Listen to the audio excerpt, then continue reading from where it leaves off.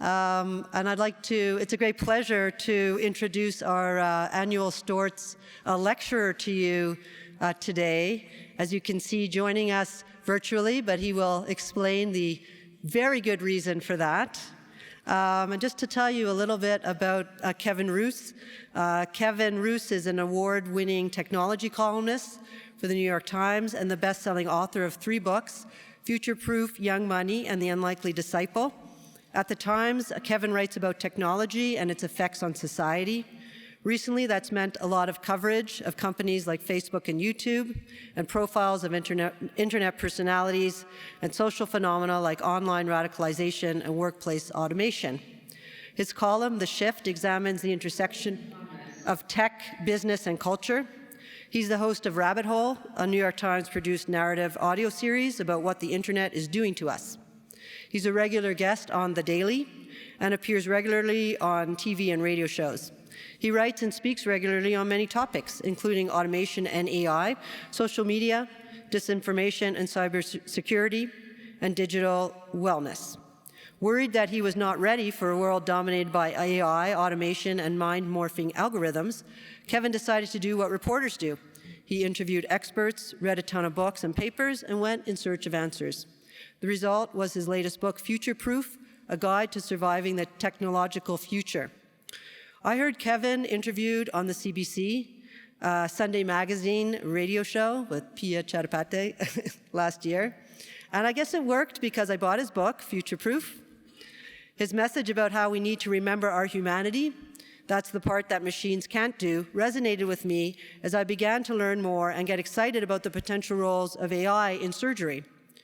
I believe that SAGES really balances out the focus on technology, innovation, and the next big thing, which are increasingly digital innovations, with our human needs as surgeons in education, leadership, connecting with the joy in surgery, community, and fun.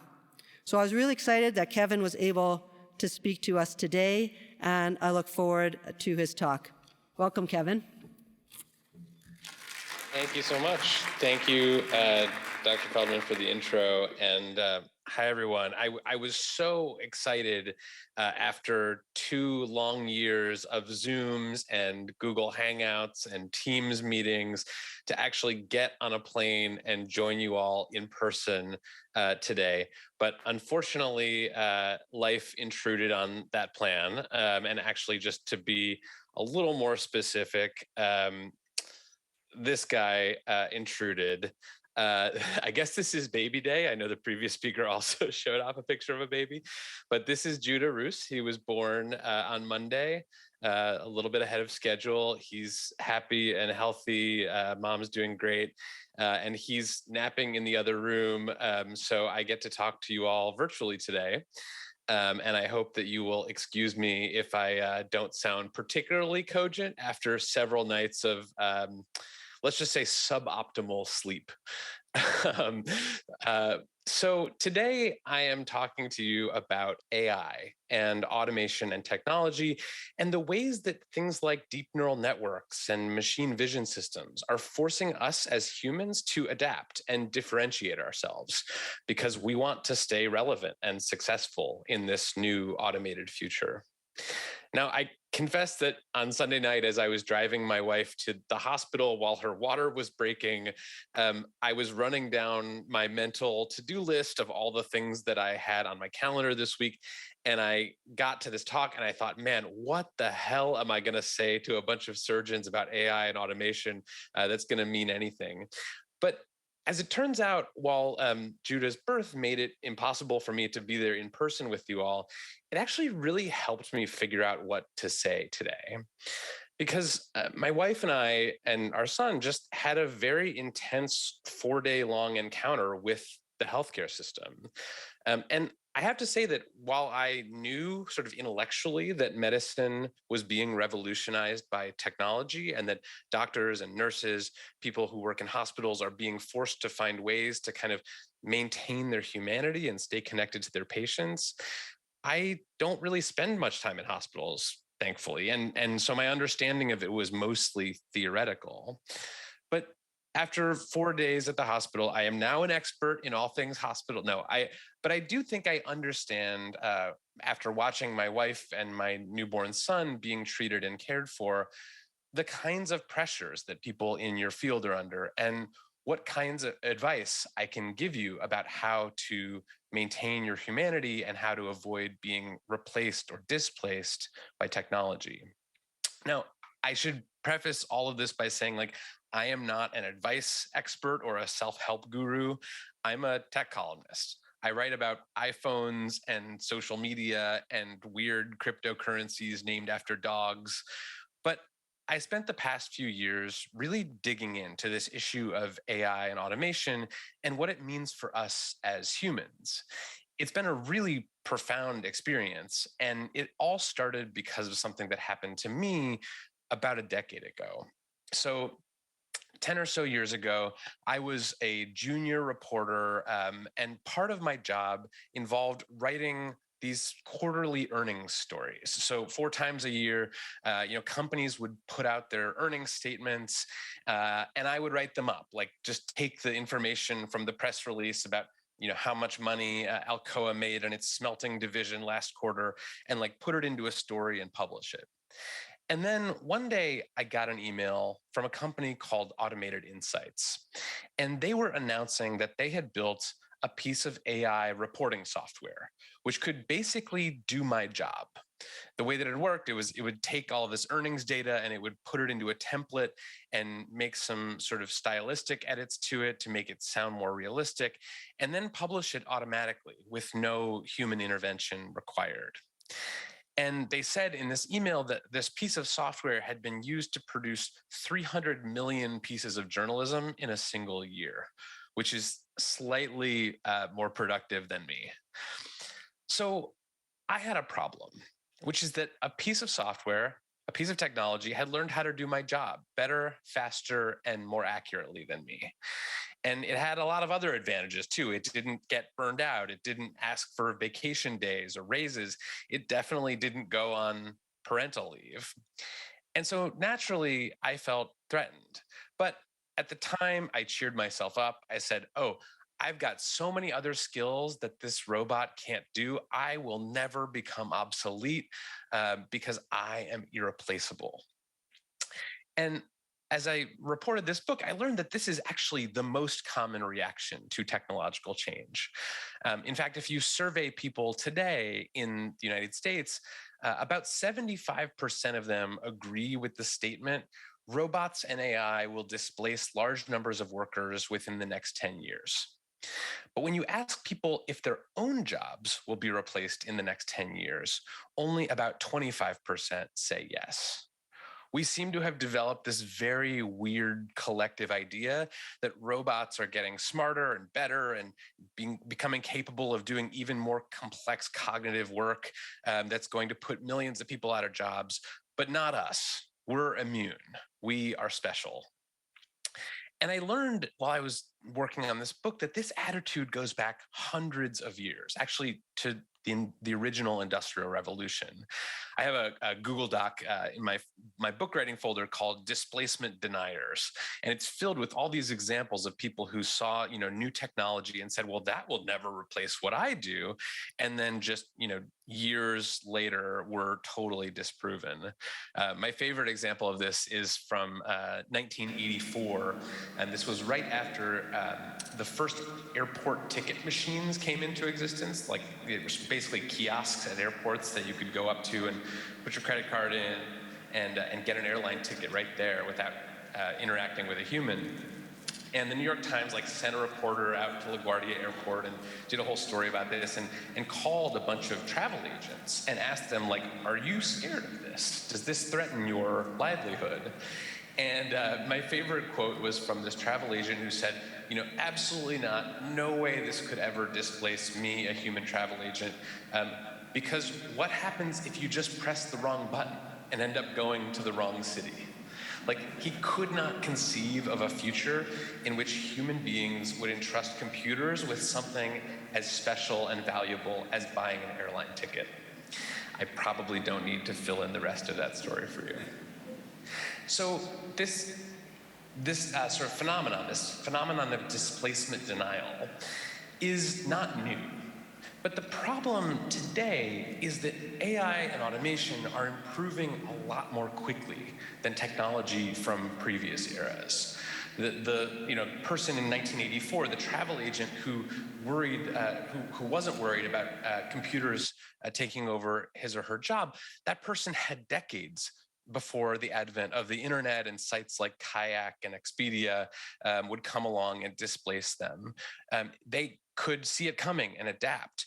In the 20th century, factory workers could look at the machinery that was being brought into the factory and say, that welding robot sure looks like it's doing a job similar to what I've been doing for the last 10 years. Maybe I should develop some new skills fast. But today, AI and automation are automating jobs in a much more subtle way that is often invisible until it happens. I've spent a lot of time recently writing about this field called robotic process automation, or RPA, which is a multi-billion-dollar industry that basically consists of programming bots to do the kinds of work that people in the kind of back office of white collar workplaces do. Think, billing, accounts payable. When I wrote about this for the Times, the headline the editors put on it was "The robots are coming for Phil in accounting," which is pretty true. And I actually got an email after that story ran from an accountant named Phil who said, "Hey, thanks for the heads up." So that's one big difference between this wave of automation and AI and the last waves of technological transformation. The other big transformation is that while previous waves of automation were focused on automating repetitive manual labor, today's AI systems are increasingly doing complex cognitive tasks. So there are tons of examples of this in my book, but I pulled out just a few from your field, from medicine. Some of these may be familiar to you, but for example, diagnostic radiology is being totally transformed by AI advances and things like machine vision. There are now algorithms that are more accurate than human specialists at diagnosing certain types of pathologies and cancers. A team of researchers in the UK recently trained an AI tool to identify fractures from radiographs. And this was actually significantly more accurate than the diagnoses made by even the best human specialists. There's a program called AlphaFold, which was developed by a Google subsidiary, which has been very, very successful at mapping the 3D structures of proteins. This problem that had sort of vexed scientists for like 50 years is something that an AI now can do in minutes and down to the atomic level of accuracy. So far, AlphaFold has analyzed about 350,000 protein structures and is totally revolutionizing the fields of drug discovery and will get even better in the years to come. AI and automation are also making inroads into specialties that we wouldn't think of as being particularly prone to automation. And there's a tool called Wobot, which is basically a CBT, a cognitive behavioral therapy AI chatbot that in some studies recently, including one at Stanford, were found to lead to significant reductions in anxiety and depression among people in the test group. So this technology is not just doing kind of the block and tackle work of being in an operating room or predicting or reading a radiology report. It's doing things like therapy. And if you've heard about these things before, which you probably have, maybe you had the same reaction that I did when I heard about automated insights a decade ago. This sort of like, yeah, not going to worry about that. These tools probably not going to replace me anytime soon. But I want to tell you, just in the spirit of total candor and the research that I've been doing, that it can and it will if history is any guide. McKinsey predicts that by the year 2030, just 8 years from now, 45 million Americans will lose their jobs to automation. And I think there's this idea out there that the people who are most vulnerable are like truck drivers and retail workers, people in the service industry. But actually, there are a lot of studies now that show that the most vulnerable occupations are highly paid technical fields, white collar jobs, people like bankers and consultants, salespeople, even some creative professions like music and journalism. In fact, a lot of studies are suggesting that the most susceptible jobs are ones that require college and graduate degrees. And so that's one issue, this sort of disappearing jobs due to automation. But automating people out of their jobs is not the only way that technology can harm us, it can hurt our careers.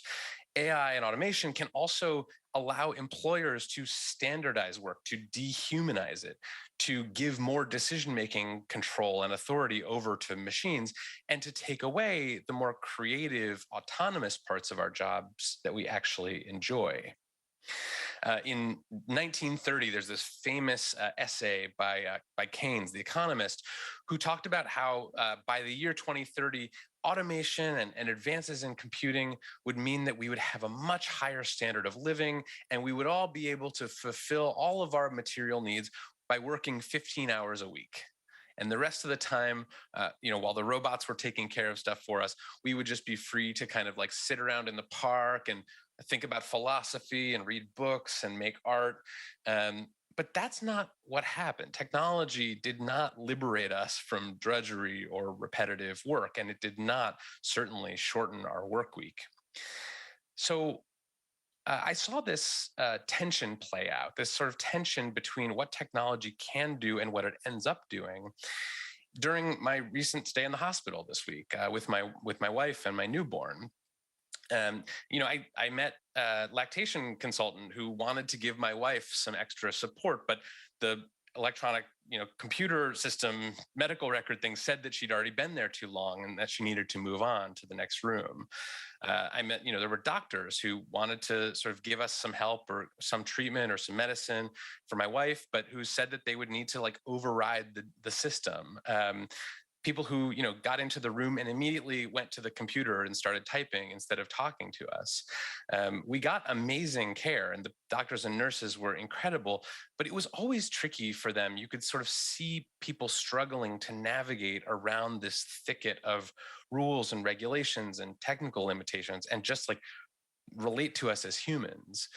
I said to my wife at one point that it felt like they were essentially treating three patients: my wife, my newborn son, and their electronic medical record system.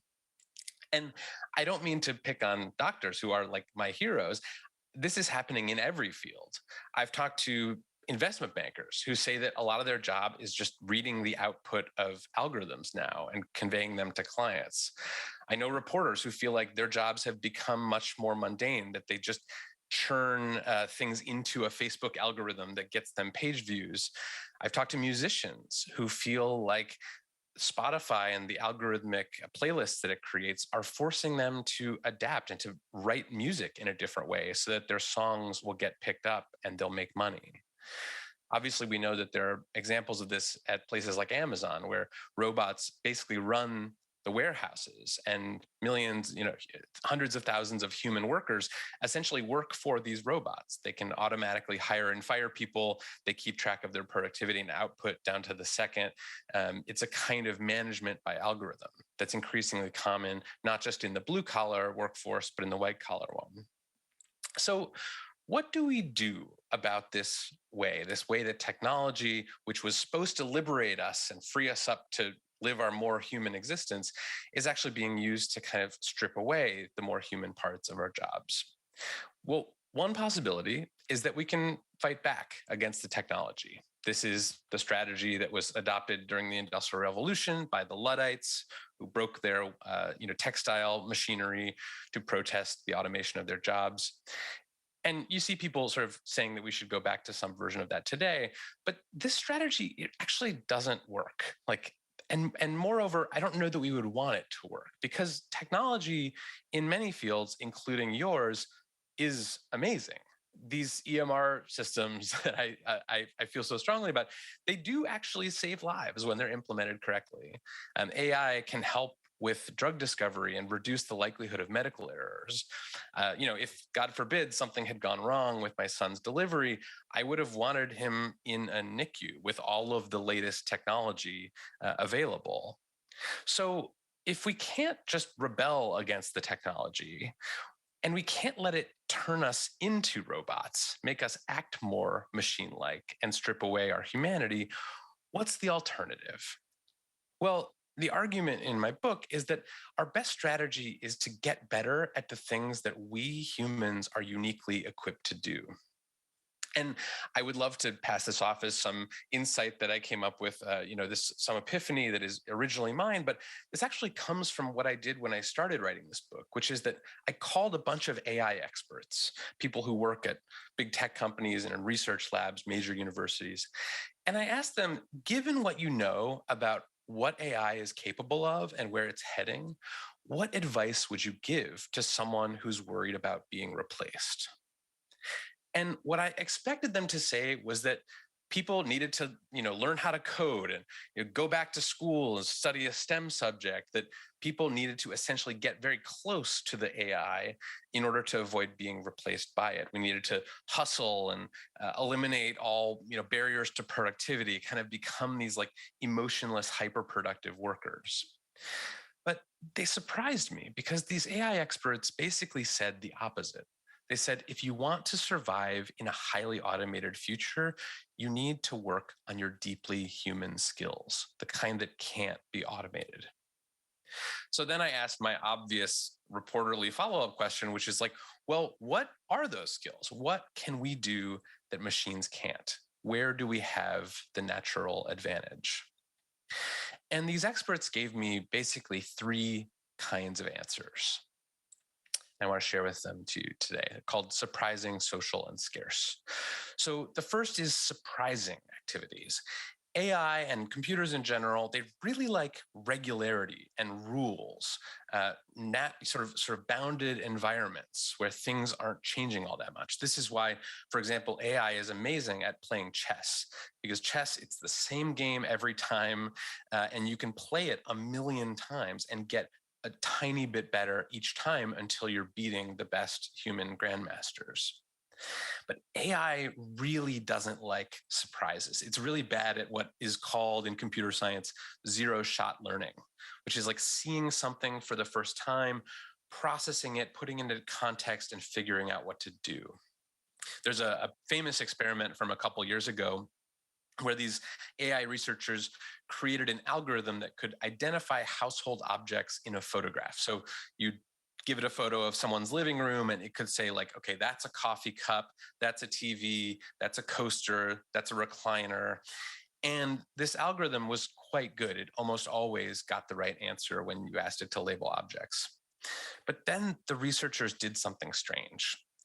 They introduced a photo of a baby elephant into a picture of someone's living room. And then they had the algorithm scan it again.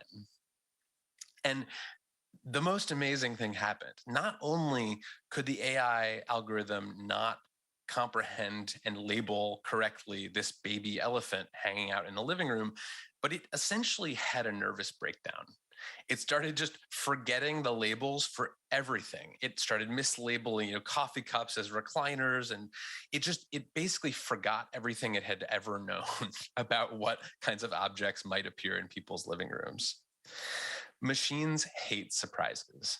So as much as we can, we should be trying to make our work as surprising as possible, as to deal with chaotic situations. If you asked AI, for example, to teach a kindergarten class, it would fail miserably because that is a job where people are constantly running around, little people, things are constantly breaking and going haywire. There's no regularity in that job at all.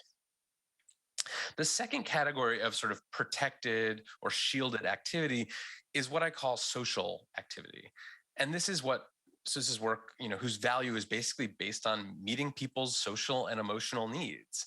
As I put it, it's not work that involves making things, it's work that involves making people feel things. And obviously, this would include people like therapists and nurses, but it also includes jobs that you wouldn't typically think of as being particularly social. In my book, I write about my accountant, whose name is Russ Garofalo. He runs an accounting firm out of St. Louis. And he is great. He helps me do my taxes. I actually just had a call with him the other day about this year's taxes. And the reason I hire him, partly it's because he helps with my taxes, but it's also because he's a former stand-up comedian. He's very, very funny. People don't believe me when I say that I have fun doing my taxes, but honestly, like, it is a freaking blast to do itemized deductions with Russ. And Russ not only is a former stand-up comedian himself, but he also hires other former stand-up comedians, teaches them how to do taxes, gets them their CPAs. He pays for all of his employees to take improv comedy classes. And those skills of improvisation and emotional intelligence, of knowing what to say to someone in a moment where they're stressed out, that's what's made Russ's business so successful and so resilient, even as so many other tax preparation businesses have been put out of business by programs like TurboTax. He took a job that had a very high risk of displacement, accounting, tax preparation, and he turned it into a more social job that machines couldn't do, just by being funny and good at listening to people. The third category of activities where we have the natural advantage is what I call scarce activities. These are basically high stakes jobs that would be dangerous or unethical to automate, things that involve rare skills or combinations of skills. So I would categorize a lot of the work that you all do in surgery as that kind of scarce work. There isn't a very high fault tolerance. Things have to go right the first time. Another example of this would be like 911 operators. So if you call 911 to report an emergency, like, you get a human right away. And it's not because we don't have the technology to automate that job. We could implement one of those phone systems that goes, press 1 if your house is being broken into, press 2 to report a carjacking. But we don't do that because we understand sort of collectively that this is too important a task to entrust to a machine. A less medical example of a scarce job is the one that is done by my colleague Will Shortz, who is the New York Times' in-house cruciverbalist. Anyone know what a cruciverbalist is? He edits the crossword puzzles. And Will Shortz, as you may know, is sort of has a cult following in this field. He's famous as a crossword puzzle constructor. And fun fact, he is the only person in America who has a college level degree in enigmatology, which is the study of puzzles. And because of his scarce expertise, these scarce skills that he's developed over decades of writing and editing crossword puzzles, he cannot be automated. He literally is irreplaceable. And so if you start to put these three categories together, surprising, social, and scarce, you start to get an idea of how we can come up with a strategy to survive and thrive in the automated future. We know that to succeed in this world of AI, we need empathy and emotional intelligence. We need to be able to read a room and meet people where they are. We need to create experiences rather than things. We need to encourage people to follow their passions and develop niche skills that no one else has. The problem, though, is that we've spent a couple decades now doing the opposite. We've told people that they needed to acquire quote unquote hard skills in order to succeed in the future. And we've given soft skills, these what I would call deeply human skills, a bad rap. We said that people who majored in English or philosophy or art history would basically end up working at McDonald's, and that the only people with job security in the future were coders and engineers. But that, I think, is almost entirely backwards.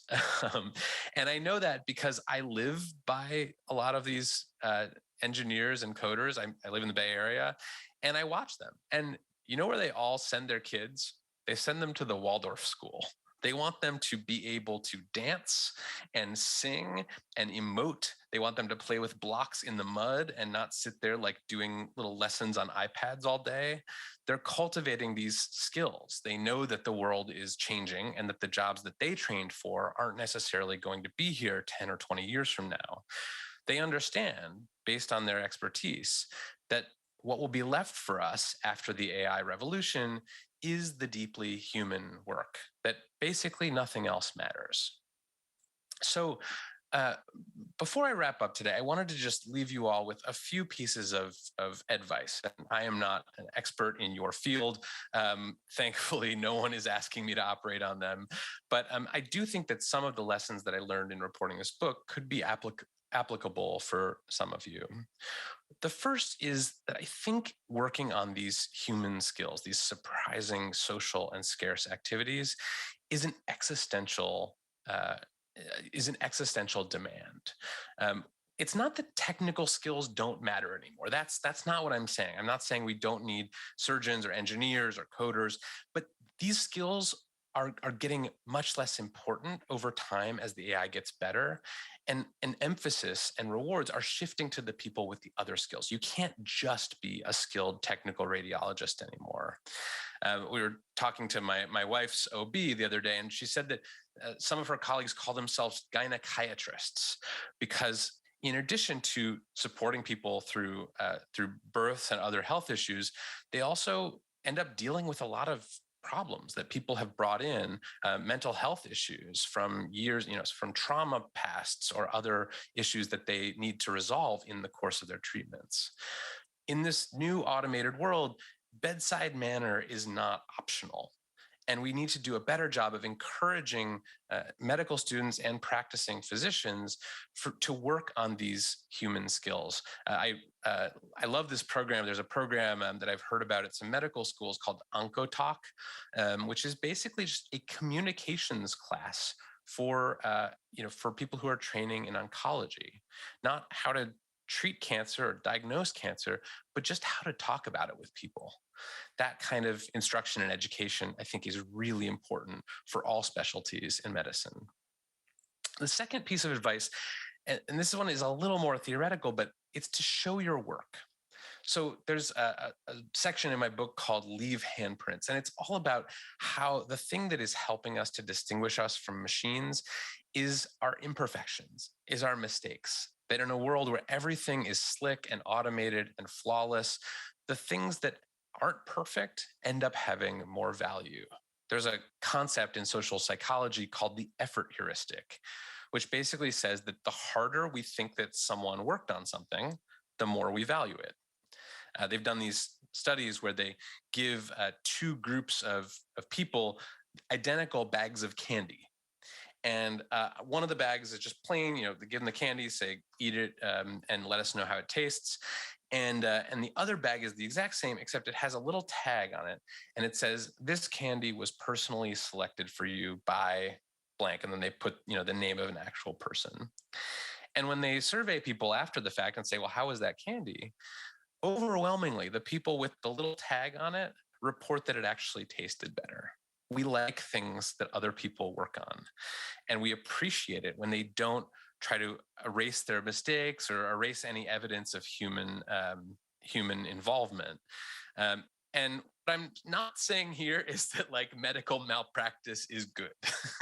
Like, I don't think we should be encouraging surgeons and other physicians to make mistakes in the course of treating their patients. But what I am saying is that we can be more human and more obviously human, even when it's a little less slick, and that can actually help protect us against automation. A third piece of advice that I've been thinking about a lot recently is that we need to create an incentive structure and systems to reward human skills. In the book, I write about this concept that emerged in the 20th century in Japan among auto workers at the Toyota factories called monozukuri. And monozukuri basically translates to sort of human craftsmanship.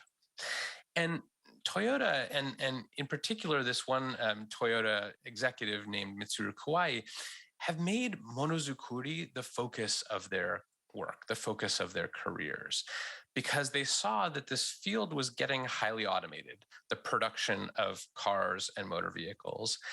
And instead of turning workers into basically minders for the robots in the factories, they cultivated this culture of monozukuri, this culture that celebrated the craftsmanship that people could bring around the edges of the production process.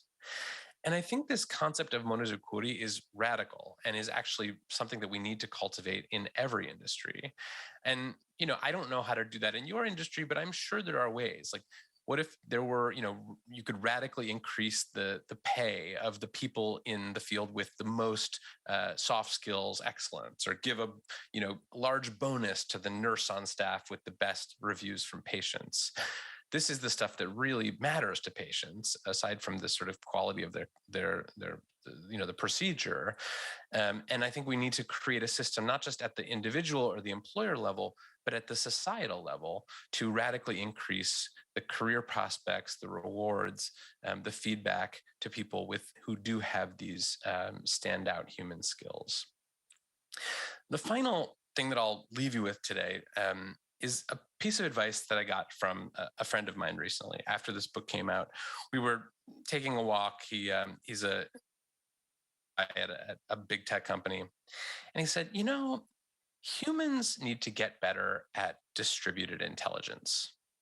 I thought, sounds good. What is distributed intelligence?